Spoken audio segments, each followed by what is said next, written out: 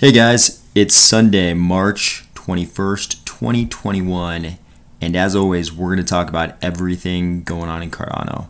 Get ready, let's go.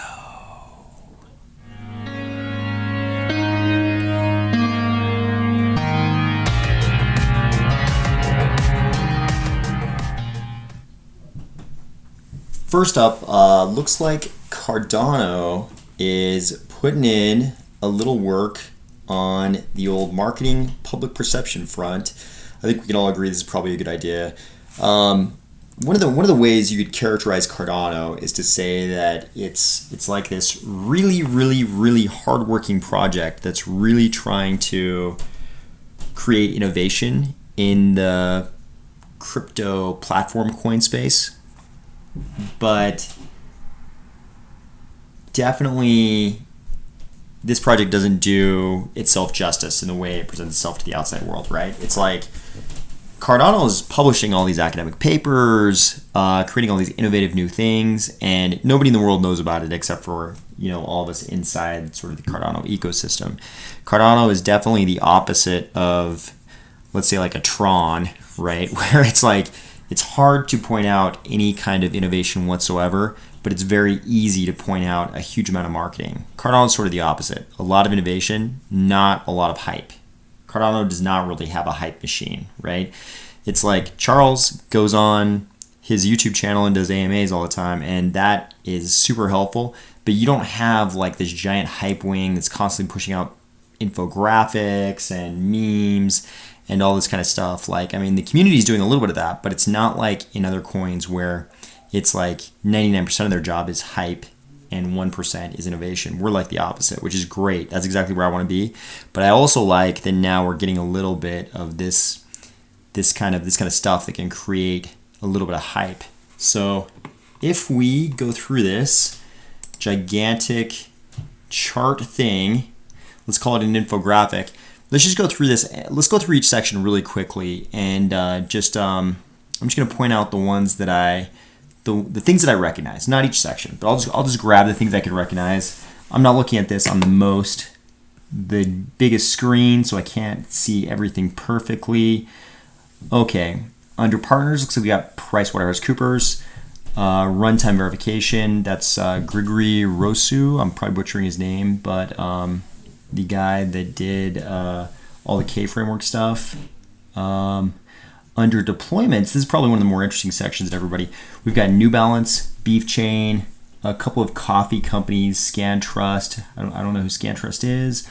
Under DeFi and markets, we've got Celsius in there, Bondly, Algos, Liquid, Wave, Solutions. These are just kind of like some internal IOHK things. We've got, what is that? Atala Scan, Atala Prism, and Atala Trace, and then Emergo Traceability. Under Alliance, we've got Hyperledger. Under governments, correct me if I'm wrong, but I believe those are the flags of Mongolia, Georgia, and Ethiopia. And of course, the logo of the state of Wyoming. No surprises there. We know that's who they're working with. Oracles, we've got Wolfram Alpha and Ergo. I was super stoked to see the Wolfram Alpha partnership sort of begin to blossom. I'm really glad we're going down that route and not just relying on something like Chainlink. I think this is a lot better. Under funding, of course, we got Project Catalyst. We all know about that. The C Fund, D Lab. I don't know what that is. Yen2X. I'm not sure what that one is. DC Fund and Cardano Grants. I haven't heard a lot from the C Fund lately. I remember when the news first came out, they were going to fund a bunch of projects, and I believe, I could be misremembering, could be misrecalling this, but I believe they were going to give people money, have them come live in New York, and kind of put them through classes or some kind of mentoring or something to help them move their projects along. I'd love to hear more about what's going on there. Exchanges, we kind of know what exchanges Cardano's on. Community tools, Cardano Assets, Cardano Scan, PoolTool.io, AdaX.org, AdaPools.org, Adatainment.com, AdaTools.io, Poolstats.org, Cardano Explorer, all good tools. Core organizations, we know those. Research, Eurocrypt, Euro S&P Crypto, Soda S&P Financial Cryptography. I don't recognize any of these other names. Eurocrypt, I know, is sort of like the conference for, academic work in the cryptography space. Developer tools, we kind of know what those are. Infrastructure, I don't know anything about, security audits, QuantStamp, I don't recognize any of the other ones. Active stake pool operators, 2150, awesome. Wallets, we've actually got more wallets in there than I know about. Obviously, I know about the Daedalus wallet, Yoroi. I know that hardware wallets that work with data, Trezor and Ledger. I knew about Adalite. Don't necessarily know about the rest of these. Tangem, I think, is the cards, the hard cards. We had a little section on Ouroboros consensus. Then over here, education and BC Labs, University of Edinburgh, we know that.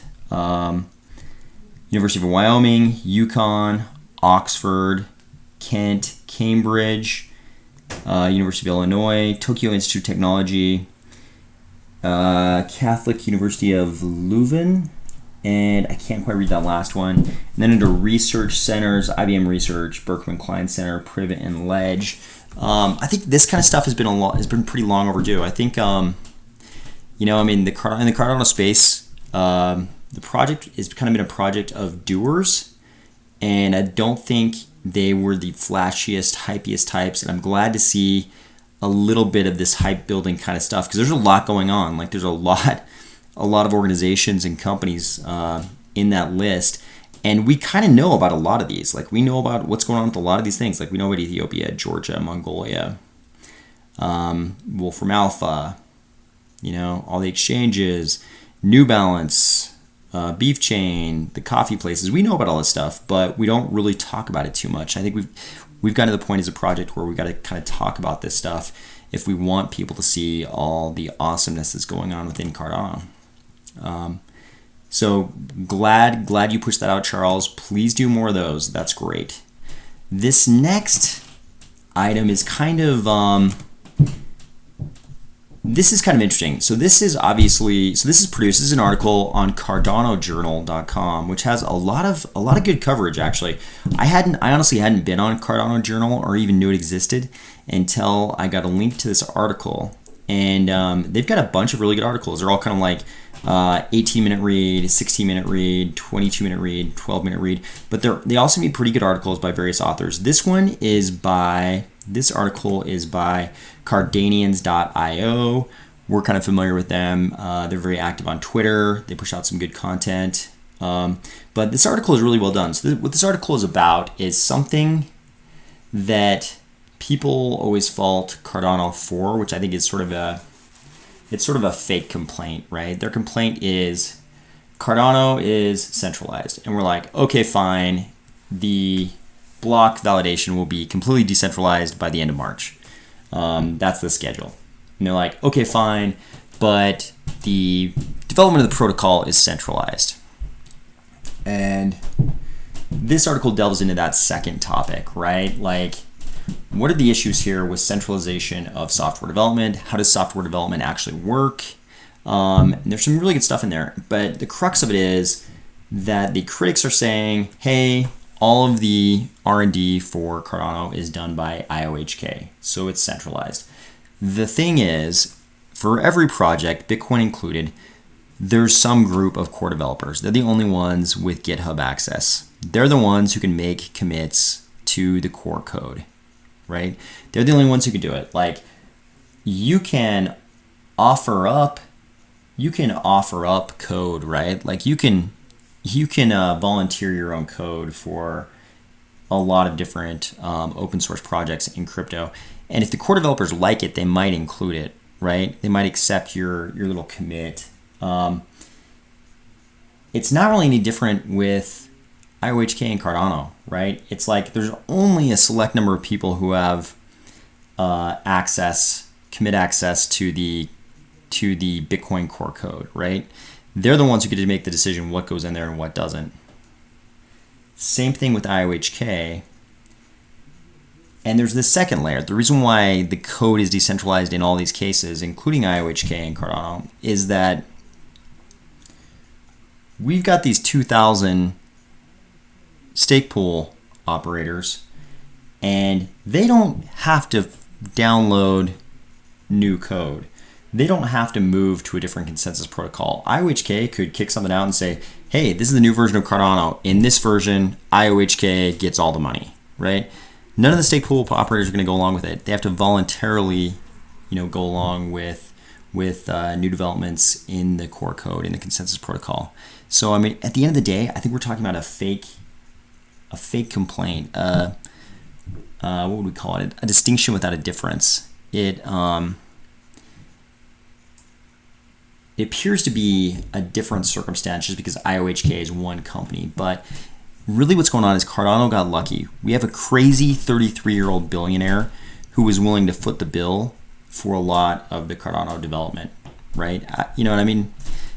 We don't know.